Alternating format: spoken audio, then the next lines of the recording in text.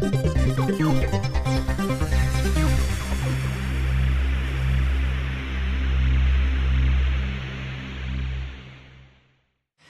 I don't want this session to finish completely immediately, because I know Christmas is coming, and we have two very important decision makers and advisors here.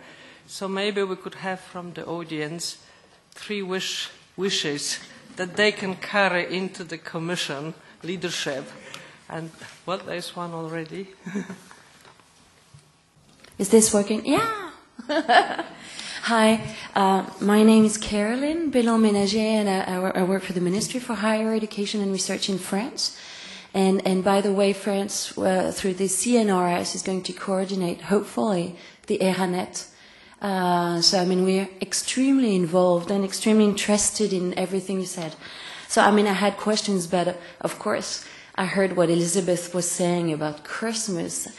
And so, if I had one wish, it would be that Article 12 of the rules of the proposal for a regulation for Horizon 2020 comes back with the integration of the gender dimension in the content of research in the projects for Horizon 2020. Because ERA is one thing, but the main funding instrument of ERA is Horizon 2020. And despite Article 15, which is very good and it's very general, somehow amendments that seem to implement Article 15 keep disappearing at different levels, not at the member state level, because I heard something about the commitment of member states.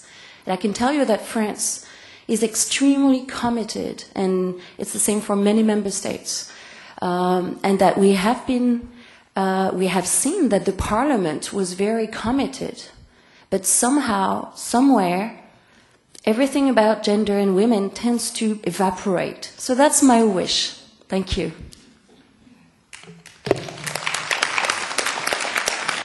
Over there. Thank you. Okay, my name is Claudine Julien. I'm from France. I am the president of the French Society for the Developmental Origin of Health and Disease.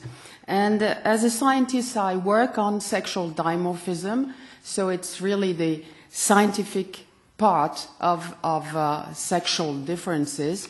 And I think my wish would be that all journals would do exactly the same as I have here. The news and views from endocrinology. They say animals have a sex, and so should titles and method sections of articles in endocrinology. So I think we really have to push all journals to do that, and this is my wish. Thank you very much. There's a wish from Hans there. Yes, it's my name is Hans Borchgrevink. I'm on the steering group for human resource and mobility. And in a working group that I chair, and in this steering group, we have proposed a gender indicator for Innovation Union scoreboard. And we need your help to push the gender indicator into the 20+ indicators for European Union scoreboard. And our proposition is that we take the rightmost part of the scissors diagram in the she figures, and that is percentage of women among grade A researchers, which is very low. Thank you.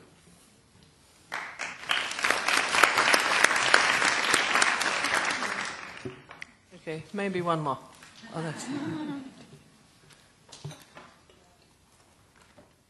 So thank you so much. My name is Shirin Haydari from the International AIDS Society, as well as the chair of the Gender Policy Committee of the European Association of Science Editors. I would like just to second my previous speakers that really the sex and gender consideration in research design, conduct and reporting is really important and instrumental.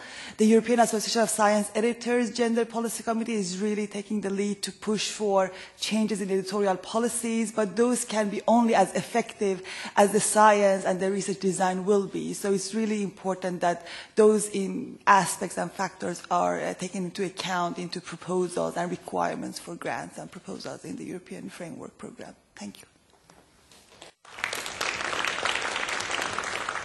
Okay, I think even with those 4 wishes, we could make a huge advancement. So I think we might stop here. And I shall thank Deputy Director Dr. Anneli Pauli and Professor Glover for their coming here. Thank you.